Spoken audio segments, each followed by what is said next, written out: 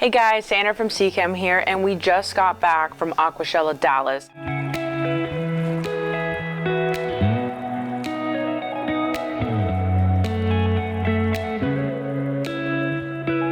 We had an amazing time, and we definitely got to meet a lot of hobbyists. Personally, that's one of my favorite aspects of these consumer shows. It's just getting to meet you guys one-on-one, answer your questions and talk aquarium keeping things. For those of you that don't know, Seachem is founded and operated by hobbyists.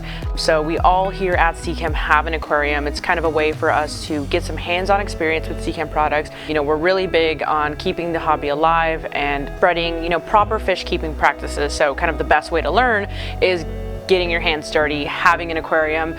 So yeah, for those of you that were able to attend in person, you may have seen the amazing and beautiful display tank set up by our very own Luis Navarro.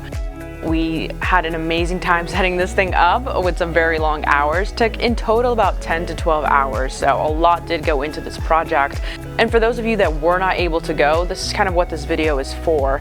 Kind of doing a deep dive into what went into this installation, the aquarium itself, the fish that we chose, the plants we chose, all of those things, and hopefully giving you a little bit of insight as to what goes into these display tanks themselves. So yeah, let's go ahead and get started. The aquarium we ended up using was an L120 from Neptunian Cube's Lagoon series. The dimensions of this tank are 48 by 30 by 14. We ended up choosing Malaysian Driftwood and Lavarock for our hardscapes. So Luis began by putting in the Malaysian Driftwood into the actual aquarium, kind of playing around with the hardscape was going to look like at the end.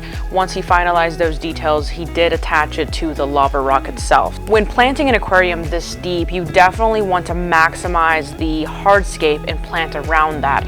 Otherwise, if you don't do that, if you use very little hardscape, you have a ton of room for planting and a lot of empty space. So once all that was taken care of, we added in a natural sand to the foreground and in the middle.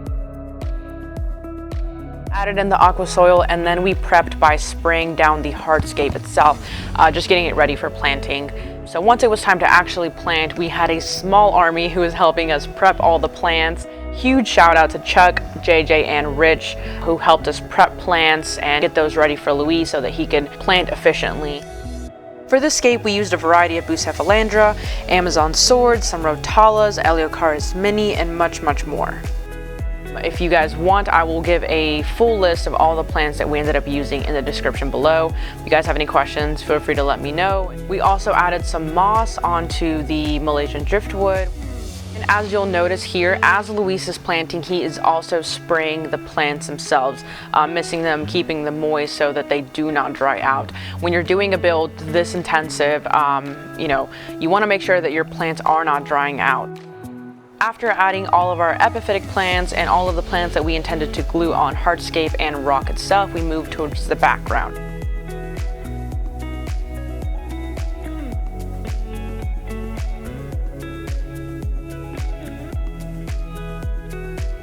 After everything was planted, we moved on to filling the tank itself. So this was a huge sigh of relief for all of us because at this point we knew we were in the home stretch.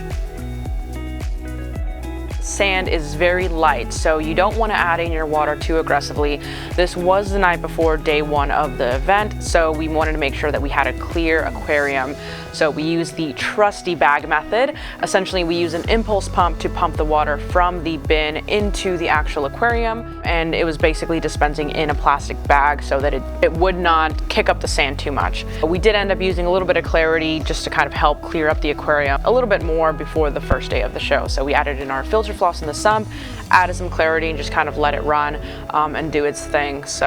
And once we got it filled, it was time to add in our fish. Luis and I are big cory cat fans, so we ended up adding stirbe cories, panda cories, skunk cories, and some emerald cories. We also ended up adding in some ember tetras. So ember tetras are a beautiful red, so it was really nice to have that contrast and that pop of color in this beautiful aquascape.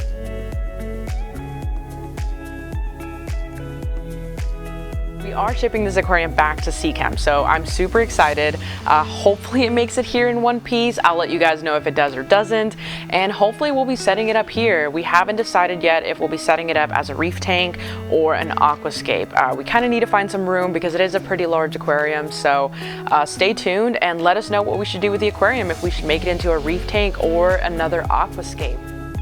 And that is pretty much it. So like I said, I will add in a full list of materials and plans in the description below.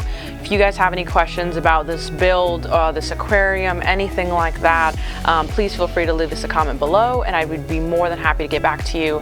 You can also reach us at support@seachem.com if you guys have any technical questions about any Seachem products. You know, we're available and we're happy to answer any of your questions. Thank you guys for watching, and until next time.